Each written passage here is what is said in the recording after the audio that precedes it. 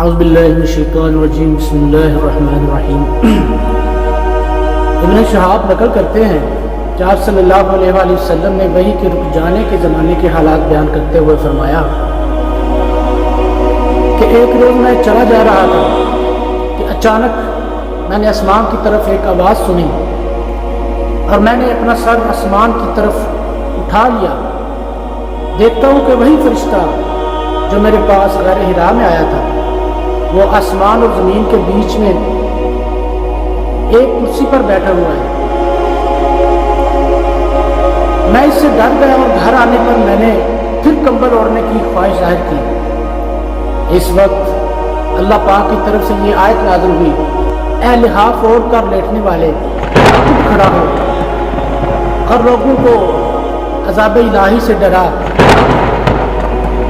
اور اپنے رب کی بڑائی بیان کر اپنے کپڑوں کو پاک صاف رکھ اور گندگی سے دور رہ۔ اس کے بعد وہی تیزی کے ساتھ پے در پے آنے لگی۔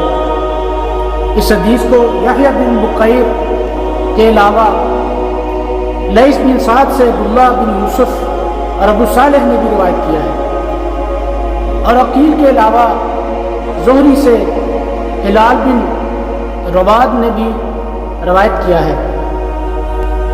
وما علینا الا البلاغ المبین۔